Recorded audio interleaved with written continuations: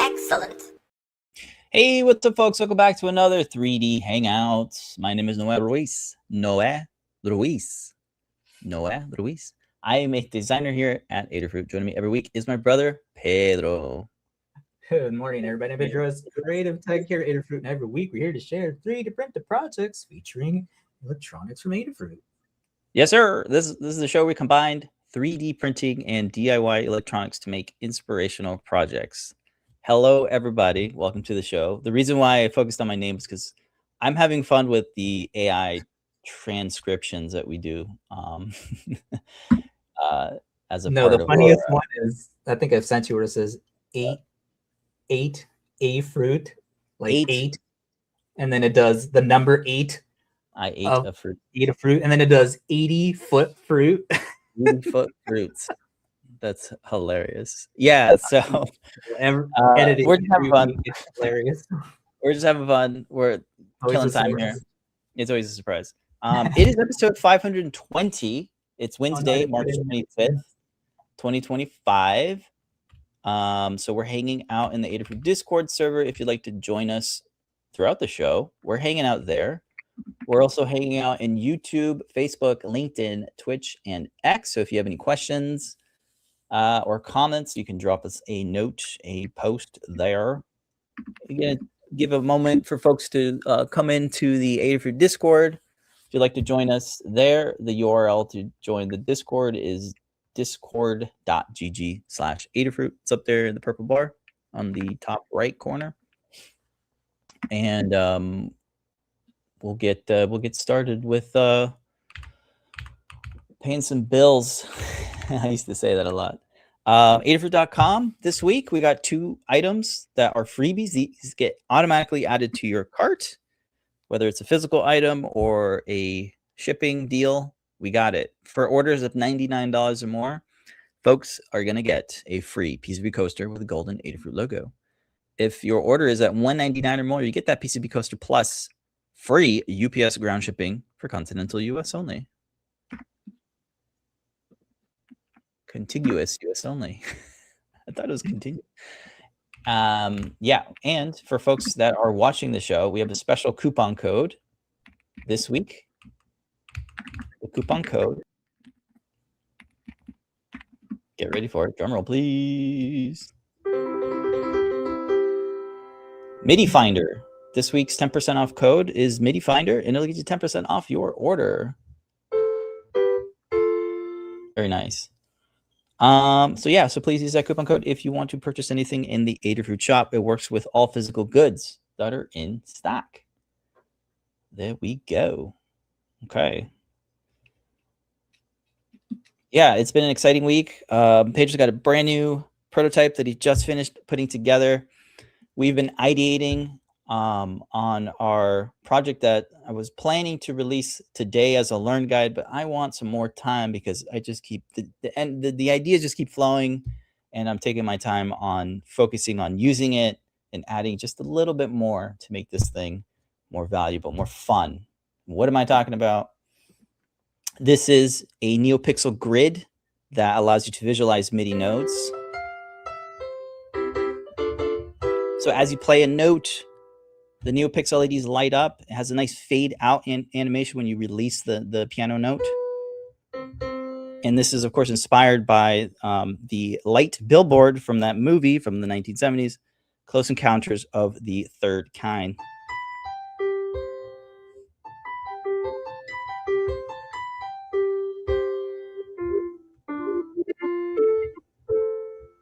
So it's really fun. I keep adding more things to it. Before, the NeoPixel strip was just kind of going in a zigzag pattern as the notes progressed in a chromatic scale. But now I was able to get Claude to refactor the code so that it works as a matrix grid. So now when you do a chromatic scale going from a low key to a higher key, it goes in the way that you expect it to, right? From left to right, and then from left to right, going up in the rows. You also notice that we have more colors. So I added 24 base color palette instead of just the 12 colors. So when we're starting at a C, you get to red, and it's following that that color of the rainbow where it goes to blue. And then as we go to the next octave, the next 12 notes, we're getting some more pinks and pastels here. And then it ends up at this like icy blue kind of color here. So the way this works is that we're running CircuitPython code on the Feather PropMaker. So I finally put it on the Feather PropMaker RP2040. It's easy to connect NeoPixel strips to the screw block terminals. And I also designed a nice case that we're hoping to get in the store as well. So it's a 3-part case, has a top, it has a frame, and it has this bottom. There's no screws needed to attach the Feather. And you can kind of see the labels here too on the screw block terminal. So it's easy to kind of see where you're connecting your cables to, your wires to. I also updated the foot on the thing here. So now I have this nice L-shaped foot that gives you a 30-degree viewing angle, which works really well on camera. And when you're playing it, I also added a wire channel here. So here you can see the NeoPixel Pebble slash what are we calling it? Seeds. Yeah, NeoPixel Pebble seed strands, which are these like little epoxied pebbles of NeoPixels, and allows you to create a custom NeoPixel matrix in whatever arrangement you want. So if you want to go up and down in a zigzag or zigzag from top to bottom, like I'm doing here, it's really easy to do it. All of these LEDs just get press fitted into these little rectangular pill holes, and you just pop them in, and they just get held in friction fit. So it's non-destructive, which is really nice, because if I ever want to change the layout or the grid design, I can pop all of these out just with your hands and pop them out. We got black LED acrylic here, but I also have these specially designed white PLA prints of the panels that slide into. When you take off this connector, this is what joins these two grids together. You can slide these in. Sorry, Little Finder Guy. And then you can get, so if you don't want to cut the black LED acrylic, you can 3D print your diffuser, and you can play around with different materials. I tend to just use white. It doesn't look as good, in my opinion, as the black LED acrylic. But you can kind of see, I mean, it'll look better when it's not being diffused and then another diffuser on top. But yeah, that is an option. Yeah, so the Feather is listening in whenever there's a MIDI note received. And then the code will detect what the note is and then map it to one of the rows and columns to a single NeoPixel here. And there's a pixel index of the colors, so it knows like where it is, what the note is, and what color it should be. So that's pretty much the gist of the code. Things I want to add to it is just want to play a little bit more with the modes. I think it'd be cool to have another mode where if it doesn't detect any notes, it starts going into this like kind of random LED animations. Just going to be able to get more depth to it instead of just being like off all the time. Another cool thing that we thought of, it would be neat if we had like a matrix raindrop code effect where it's like animating, but you can still play it. That'd be really neat. So I'm gonna try to play with that. If it doesn't work out, at least I have the assembly part, the physical portion of the guide is all written up and photographed. So I'm in good spaces there. And also, I really want to take some time to film for our video some nice demos of it in action. Liz, my wife, she is the actual piano player, and she has a really nice piano. You can see in the background here. It's a Yamaha. It's a full-size keyboard that can do external MIDI as well. So it'd be nice if she played some Chopin, right? And like really played all sorts of fun notes on it, because I have this little small keyboard that's only 25 keys, but that one has hundreds of keys, so she could really play some fun arrangements and get some really nice lights going here. So that's the deal. That's the project in a nutshell. It's been a lot of fun working on it. I've been wanting to do some sort of MIDI NeoPixel visualizer, and that's the name of the project, the MIDI NeoPixel visualizer. So I think next week we'll be in good shape to really fine tune and get to play with it and really add that extra bit to it that we want. So that is this week's coming soon project. Awesome. Yeah. Over on Discord, let's see what folks are saying. We got Duester saying hello. Excellent. Thank you for coming in and watching the show live. And over up on YouTube, we have Royal Benjoli saying hello. Hello there. Good morning. Everybody. Post another links here. I almost posted the guide, but it is not published yet. Yeah, it's not published yet. But I you know, by the time people see the links, I think it'll be out. So that's why I put it there. Cool.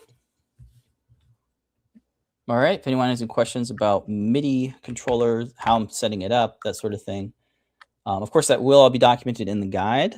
But yeah, that's what I got going on. Super cool. Thank you.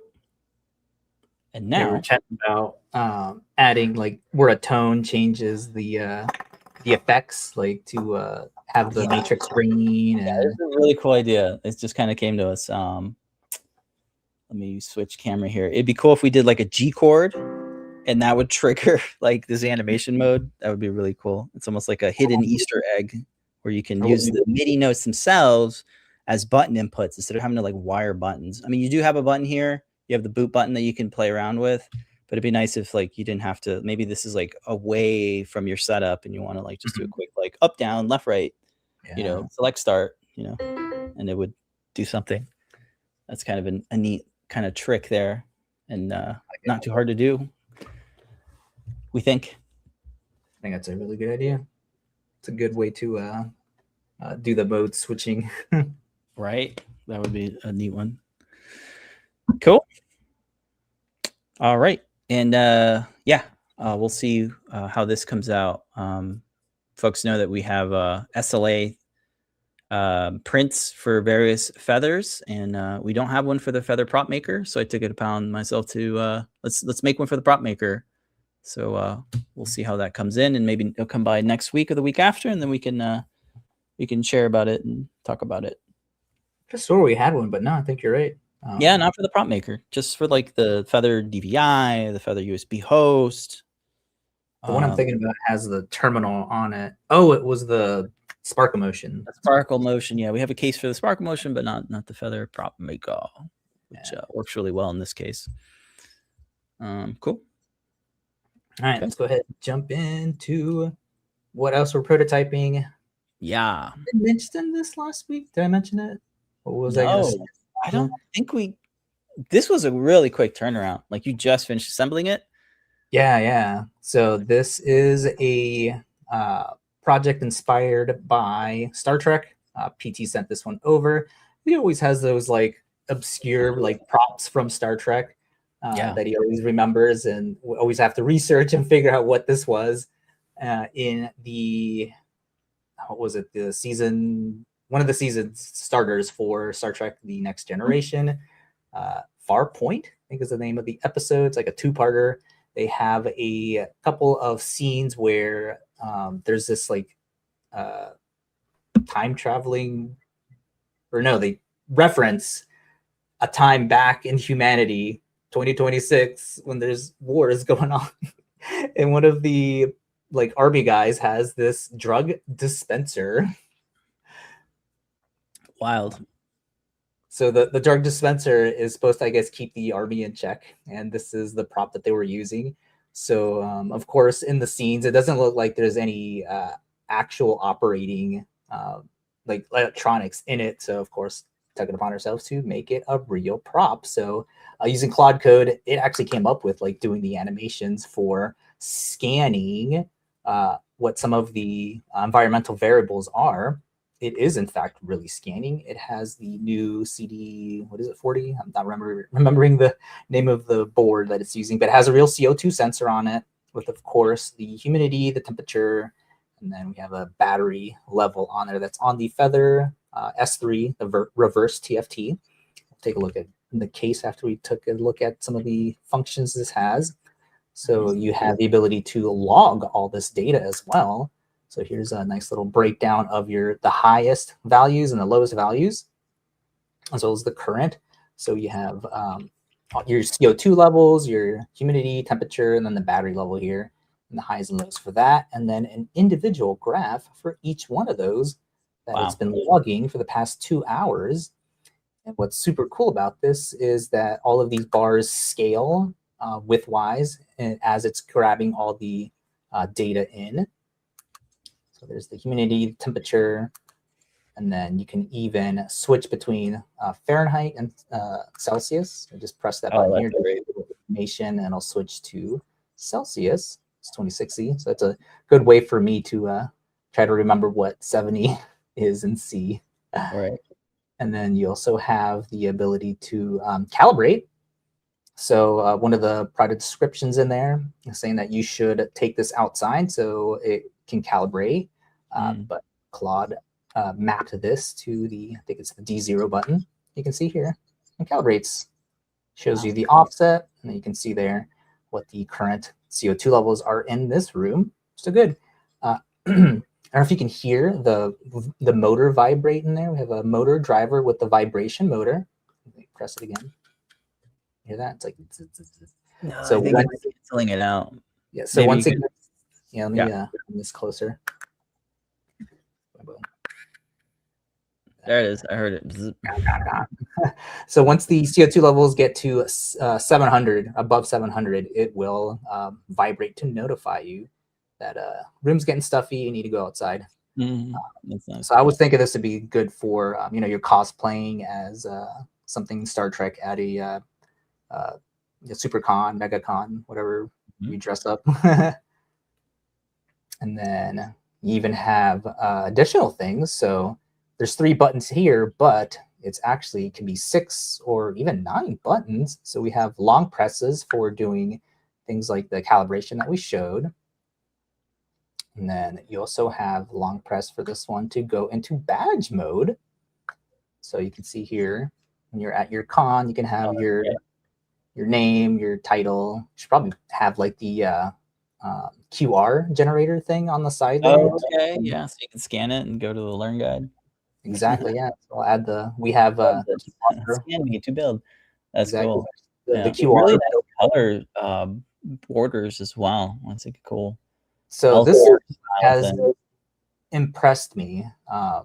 When I gave the prompts to Claude that this was a Star Trek prop, it knew to do LCARS theming for this entire thing. I did not mention LCARS once to it. It went out and knew that this is the theming that it should have on there. So that's super cool that it's, what is this, like the 4th project now? So it already knows like, how we write our scripts, how we do the videos, the learn guides and the projects, and how that should be set up. In addition to like how it should do piloting and how it should do the CI for the code to pass inside of GitHub. So that's super cool. The other features that we have on here for filming, it came up with this idea. It was like, oh, you should have a long press so it can dim the screen if it's too bright for the camera. And apologies for this weird, the film is still on the screen, like the protective film that it comes with when you order it. No, it's just like polarizer kind of films or something. I don't take it off until I start filming just so I don't get any fingerprints on it. Right. But there's a dimming mode on there. Let me brighten this back up so you can see the shapes are all drawn in CircuitPython, so there's no like bitmaps or anything like that. I traced the reference material as a SVG. I fed it to it, and then Claude was able to take the SVG coordinates from that, and it redrew everything inside of code with the shape. What is it in CircuitPython? It's called Vector IO. It allows you to draw rects and shapes, polygons, lines, that sort of stuff. Yeah.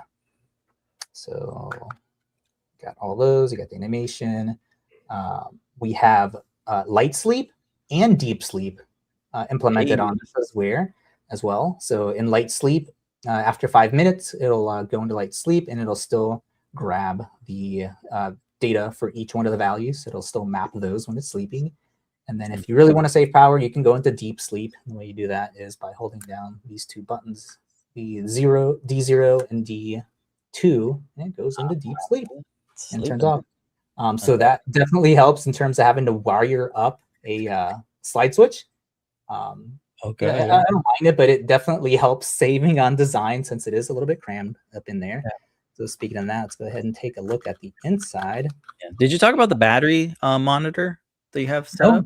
Yeah, let me. That's great. I love the ability to be like, well, how long does the battery last? It's going to tell me now. It says like 4 or 5 hours. Here you can see on the battery monitoring bar, you see the percentage of the battery as well as the estimated time that is left. So you got about hour 0.7. And then when you plug it in to charge, and the cool thing is that it changes the animation. It shows you that it's charging and the estimated time that is left for the charge. It takes about like a minute or two for the, what is it? The MX5? Yeah, the Max chip that does the battery monitoring. It's built into the TFT ESP32 Feather. Yes. So that's a really nice addition to the TFT Feather there. Yeah, it takes a little bit, so I'll probably skip over it while we take a look at the inside. We'll mention it when I see the icon show up.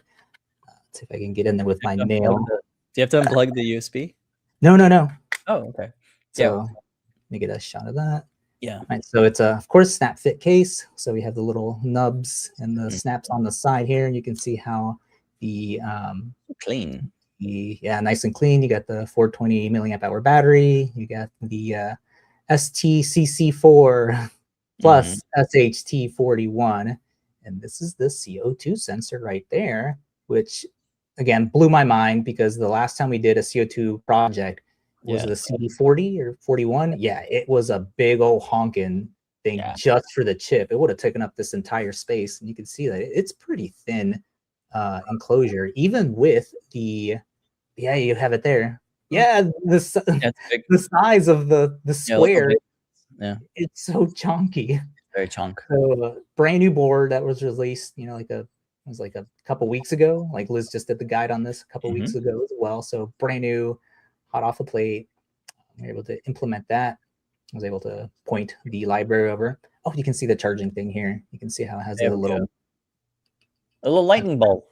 Has a nice little animation to show you that it's charging, has the battery percentage, and then right here it has the estimated time that it'll take to charge. 3.5 hours charge. All right, yeah. For finishing the charge. Yeah, it's about a 0.5 amp of charge rate, which is good for the longevity of the battery. Yes. Yeah, no, I kept checking.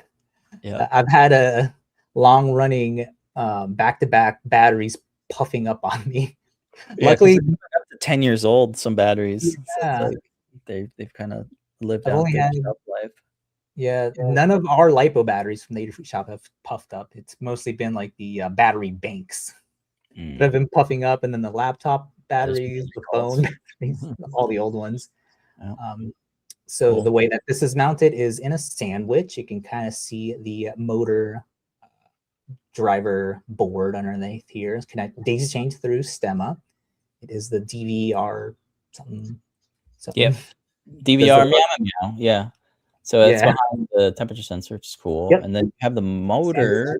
And then the motor, you can see that it's mounted to the case itself right there. It's like a nice little circular mount where you just press fit it in.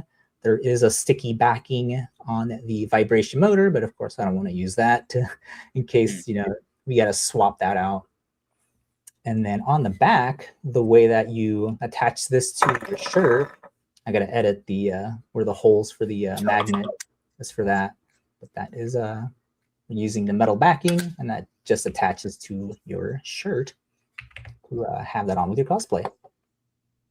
That's how everything is mounted on there. We got the M25, and then I'm guessing because of the ESP32S3 on the back, we had to use the smaller M2 screw mounts there.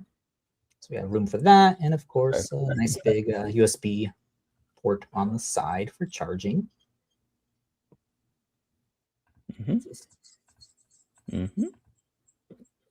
Let's see what else we're going to talk about. Yep, all mountable, easy to edit.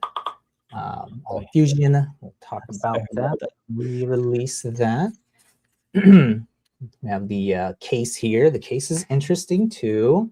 The way we're doing the multi-material on this case is we are loading 2 objects inside of Bamboo Studio, and then having the plate for the sensor.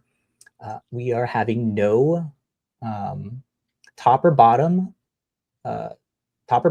so you can have it be just the infill, which makes this nice little grid for being able to detect the CO2 and the humidity and temperature. I thought that was super cool. That you can kind of see through there the way that it's generating just the infill. We're using the grid infill for that to have it all be unified grid. Kind of see here how it all does the multi-color printing together. I think it's the first time we're doing something like this where the individual part of that, we're telling it to have no top or bottom walls for that, for shells. So that was a really neat way, instead of like figuring out how to, press fit it in there. It's like, oh no, we can just have it be part of the actual one part for printing. And it takes like, I don't know, like 30 minutes to print this whole thing, because it is just a faceplate. Yeah. We got the nice little holders here for the screen. Since after a while, you do get like where the screen, the adhesion of the screen becomes a little loose, and that helps keep it pressed down against the board. Press fit this in. Turn this back on. Look at the capture, and just want to show what the graph bars look like. Let me reset this and kill all the data I've been getting all night. So there is a way for Claude to write the code to where it can save all of the logged data to the storage on the Feather.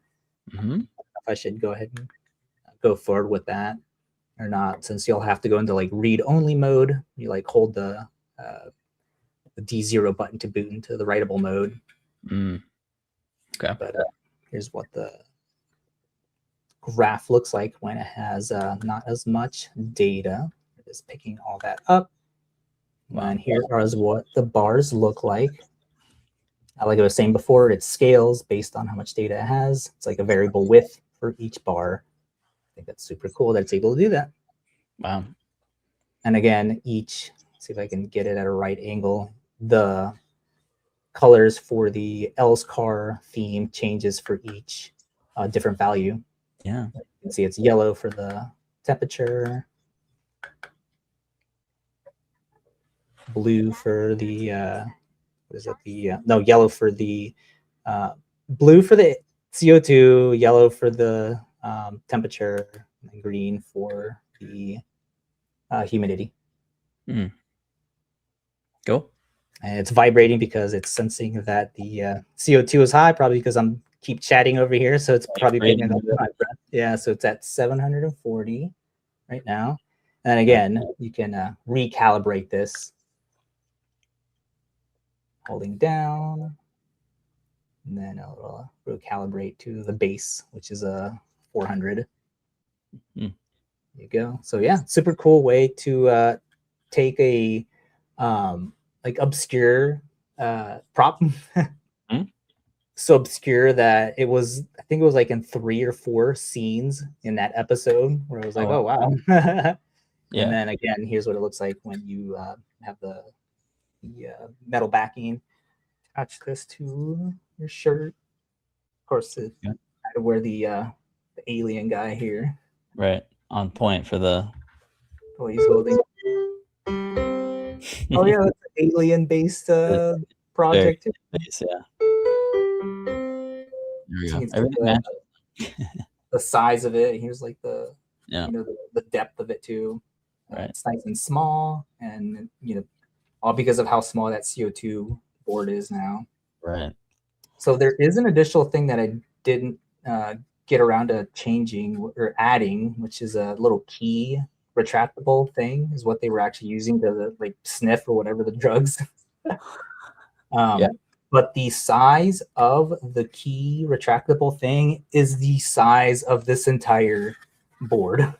Oh gosh. Yeah. So it's like, oh man, I can't even use this because Right. I don't want to make, Yeah.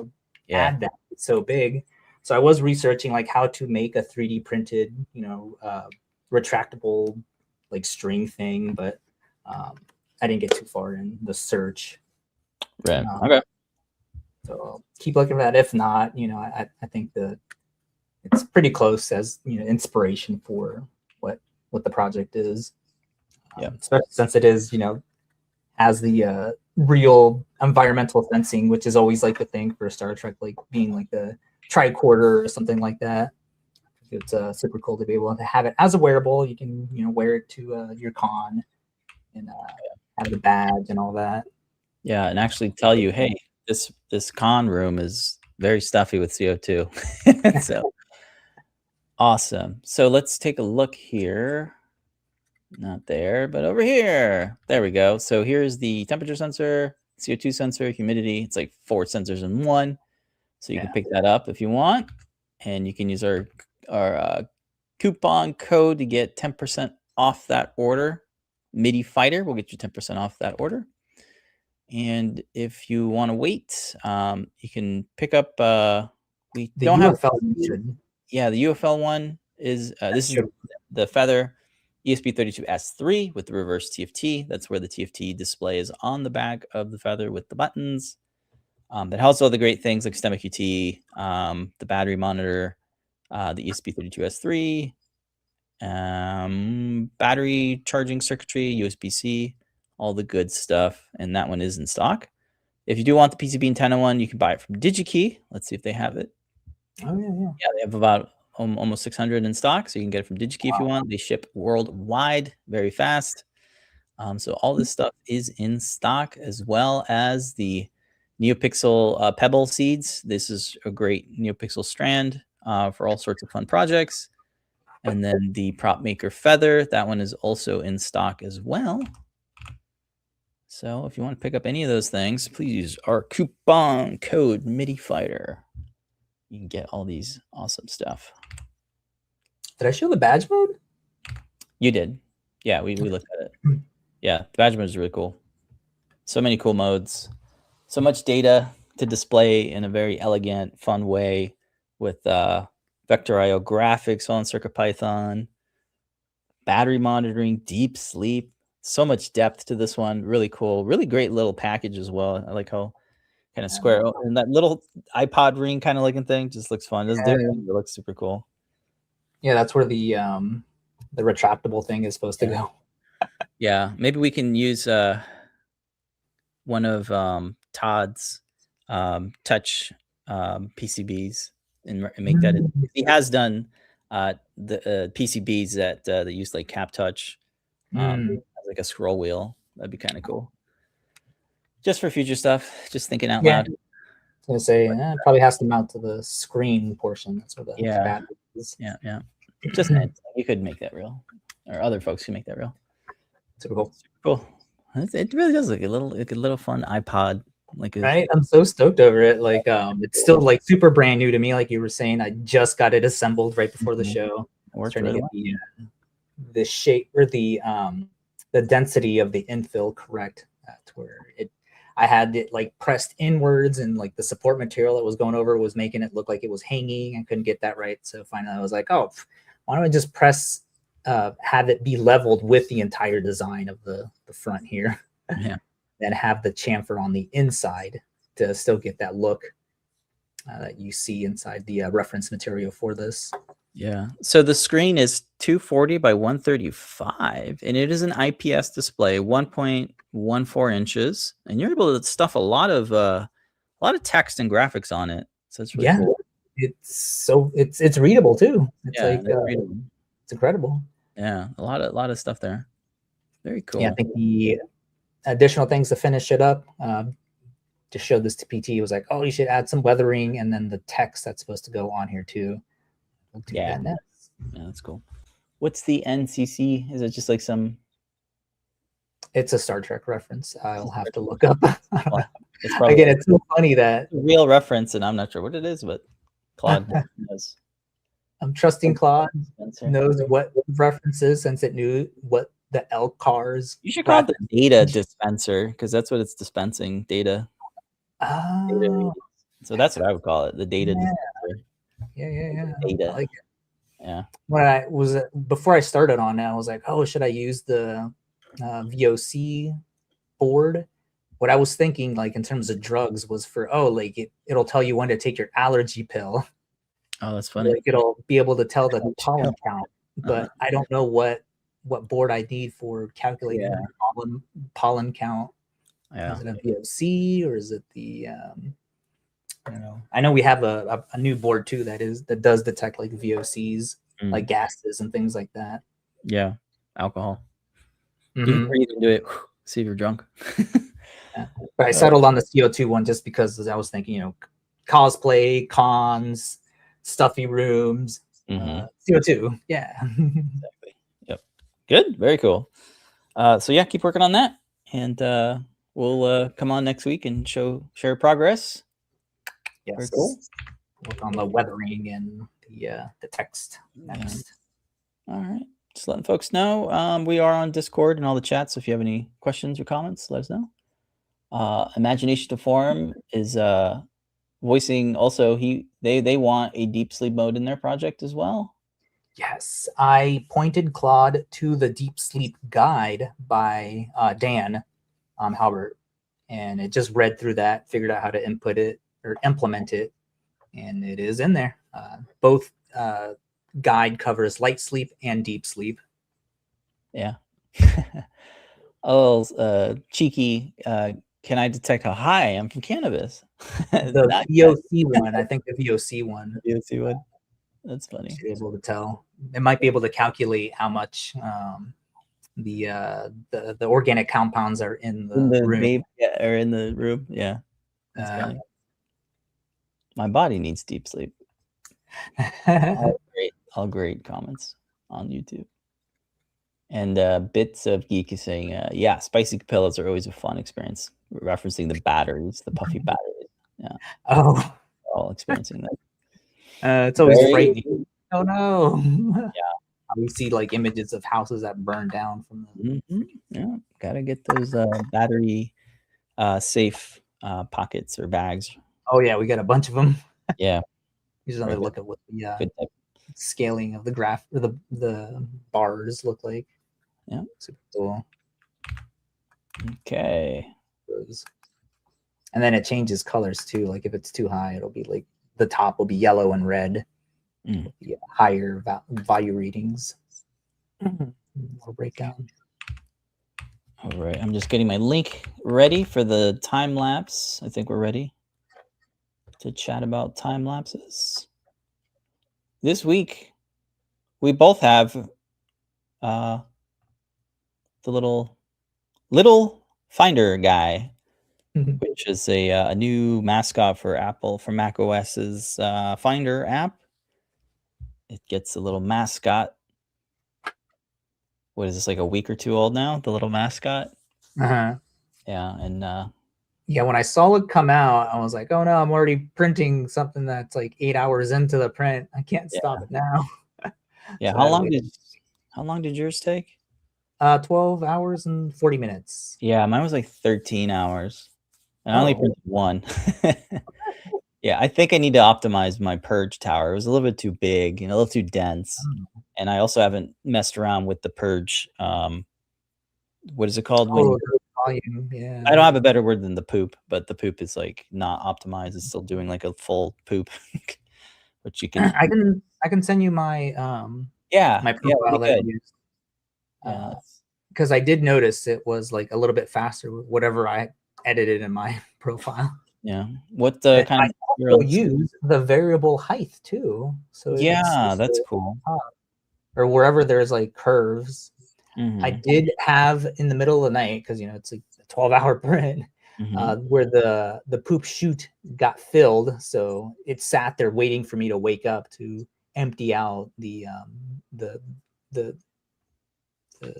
purging, the filament purges. So there was a temperature change between, you know, waiting, I don't know, like 4 hours or something. So Oh, I I do have can a little see bit that. of Yeah. that. Yeah, unfortunately. I used translucent blue, which Oh, has a negative effect when you're mixing a dark color like black. It tends to kind of streak in there, so you can see my streaks there. So those are just some things to note. Still very good. This is that marble, has some speckling in there. Maybe it's glitter or something. But this is all what's it called?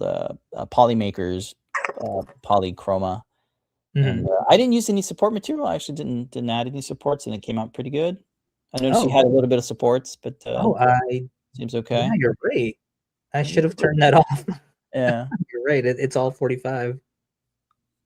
And then there's the what do you call it? The stepping on the top there. I didn't do the variable layer height, so there's a little bit of noticeable there. But yeah, otherwise it's a really fun model. I'll bring up the Maker World page in a bit here, but it's a little top heavy, and Oh, yeah, mine printed with a brim, which was automatic because there's not a lot of surface area. But yeah, it tends to fall over a little bit. But otherwise, it stays up like that. Yeah, 13 hours, man. Come on. Did you change your infill at all? Yes, it is, I believe, 6% hexagonal. Yeah, I left mine at 10, I think. I probably should have did a different setting. Yeah. I was Otherwise, doing it's heavy. It's like it's got good weight to it. Which, I'm gonna keep this around for a bit. Mine feels like hollow. That's funny. It was the default that it had on for the profile was, I think, like lightning. Like it was almost. It was bad. It was not good. Not too good. All right, let me pull up the Maker World page. This is a free. Oh, that's the correct colors. I don't have any of those though. What is it? The Finder color that they used. Oh, right. He's what I used. The dark blue and the light blue. And ice blue. It's this is just bamboo filaments. But the designer is Asphalt 3D. That's what they printed it on their printer there. I did post my make here with a rating. It looks like more people. This person here actually painted theirs, so that's cool. It's good. Printed on maybe a Flash Forge. I can see something there. But yeah, it's a free model. There's a couple of different designs of it. This one's really popular on Maker World. I think the reason why I didn't want to do it is because it's a ton of pieces, and then you have to add magnets to it all, which is fine. It's cool. You can repose it and all that. But I just wanted something something a little bit easier. Magnets when print it and forget it kind of thing. Yeah, I like the magnets when it makes sense for like attaching things. Yeah. I mean, I guess it makes sense for doing the poses, but then at that point, it's holding us a little phone. Oh, Thor hammer. Oh, is it Thor hammer? I thought it was a phone. They're taking a selfie. Oh. Yeah, that's funny. Yeah. And then it becomes like this thing where like all the magnetic things will stick to it. Yeah. Yeah. I like that. Hello. That's nice. The ball joint maybe is. Yeah, there's a couple other designs of it. But I like this one because it was like no supports and good for a time lapse because it's all in one piece instead of having to piece it together. Yeah, like this comment here says printing one color and then gluing it together. Yeah, they have a model for it right here. But yeah, you're right. For us anyway, when we're working on other stuff, it's better for us to print it and let it go do its thing. In case anyone wants to print it, you have a multicolor capable printer. So it's only 3 colors, right? And then yes, if you want to paint it, you can paint it as well. I don't know, just a fun one. Yep, very topical. Before I forget, yeah, definitely worth printing at least 2. Yeah, I should have printed or 4 at a time. It's going to be the exact same amount of time, if you notice. If not less. Same amount of urge. I imagine Lil Finder Guy sounds like this. Hello. I need to find a poop chute that goes beyond the printer over into the trash can so it don't have that pile up happening. Yeah. All right, so that's this week's time lapse. Super cute. Imagine Form is saying I don't have a multicolor one yet, but hopefully soon. Yes, it's such a game changer to have an MMU or a AMS. It's This so is what I'll point to now. Yeah, Not yeah, exactly. multi-material, multi like function. Actually, no, you could do that with one color as well. Yeah, but art be a completely different infill or setting for it, Mhm. but it wouldn't be a different color. Right. That's just right. Okay. There's no community makes this week, so that concludes the Time-lapse Tuesday and community makes. Yeah. Let's see here. I think that's it. Yeah.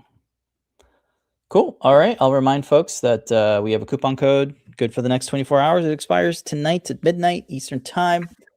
Use coupon code MIDI Finder to get 10% off your Adafruit order. We also have the freebies going on. So if you want to, if you reach any of those 2 tiers, you'll get some freebies. Whether it's a PCB coaster or free shipping. You can go to adafruit.com/free for all the deets. And if you are outside of the States, you can click on our distributors list and see all the different distributors from all the different places in the world. All great distributors that stock and sell Adafruit stuff. So check that out, adafruit.com/distributors. All right. Oh yeah. Imagine to form waiting for a tool changer. Yeah. Have one like be like a 6 mil nozzle, one be a 4 or a 2. So you can print like different details. That'd be cool. Yo. Yeah, I'll probably wait another year or 2 until I upgrade because we just got our. It feels like we just got our X1Cs. You know, It's 2 years now. 2 years. It still feels absolutely brand new. Oh my gosh, the knockoff smooth plate. They use like a sheet over it, and it started like peeling up. So it's like, oh man. Luckily the kids printer that I'm using, I bought the smooth plate with that one, and that one is not a sheet. It's the actual plate that's the smooth PEI, and then the other side is the texture. Right. Yeah. Just pointing that out if it's good. Yeah. The sheet. I don't think I need a texture for this side, right? No, I mean, unless you want that sandblasted look, you know. I don't believe it is like that. The reference for the prop, but I have it for whatever does need it. Yeah. You don't print a lot with PET-G, right? Mostly no. Yeah. The last thing I tried was the black PET-G to try to do the translucency for the screen. Right. Yeah. It didn't end up working. Yeah. This is the translucent black here. And I've been just kind of trying to use up the whole spool. So everything here is PET-G. You said it had different tolerances? It felt like it did. It was getting a little bit more shrinkage, I think, just by 0.1, but it's not too big of a deal. It is stronger, so all this stuff flexes better, and it's not it's not brittle. It's more flexy. This particular PLA is very, very shiny. I'm used to all the matte stuff, but for enclosures, it's pretty good. It's very, very forgiving for flexing it, but it's very shiny. And the main thing that I don't like about the PET-G stuff is that it sticks too good to the PEI bed, the flex plate. It sticks so good that I need like a razor blade to like pry it off. And it turns out it's kind of like PET when you're printing with TPU. It's better to have the bed hot when you're removing. So it's kind of similar here with PET-G, where it works better when you're printing hot or when your build plate is still hot. And yeah, so that's my kind of differences or experience with PET-G. This is the first time I'm printing like a whole assembly with PET-G. Yeah, pretty good. Though I'll probably switch back to PLA for less parts that don't really need the durability or the heat resistance. But maybe that's good for this project. So I don't see it being a lot of heat. But before sending to JLC, I would probably test the PLA case to make sure the tolerances are the same, because everything we've been. That's the thing. Like, it was the same for the case, but in some instances, like these dovetails here weren't as tight. So it was weird. Maybe it was something else. Okay. Yeah, a 0.1 tolerance difference would completely wreck the snaps that I'm using for this. Like, they'd be too loose, or like they wouldn't fit. Yeah. They would just I know the template things that we've created inside of Fusion for the snaps. I had to make a new one when we first got the bamboos, because everything was loose. We were so used to everything being all off by 0.2 or 0.4, 0.3 on the Creality printers that I had to update and make sure things are actually touching, which was like, oh no, that was always like a no-no. Because of how long even the flash forges, we always had to have like that 0.2 gap. But now with the bamboos, it is like straight on, like the walls are touching for it to fit perfectly, and that's what the SLA printers want, for everything to fit nice. A little shrinkage, and they that kind of makes it so that they snap with just enough of clearance, so they're not like sliding around. Like even the walls that are holding the nub in place, like I even had to have a gap on that, but now it is like right up against it.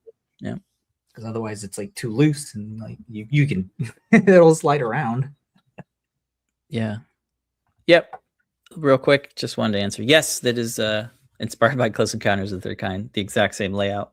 It's a 6x12.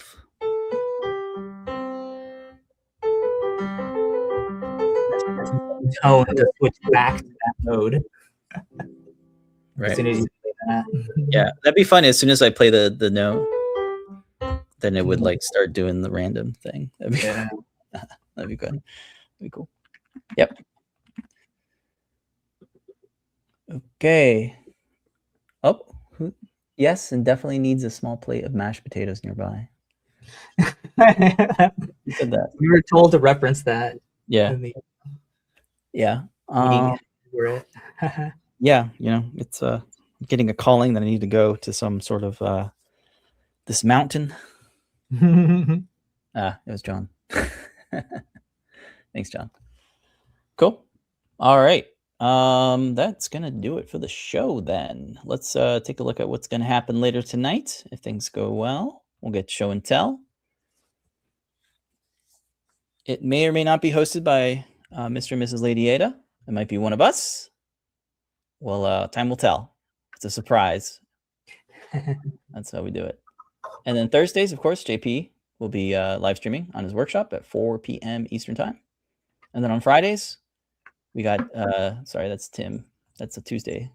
On Fridays, we have Scott doing the deep dive at 2 p.m. Pacific or 5 p.m. Eastern. And then random hacker hours, we got Desk of Lady Ada.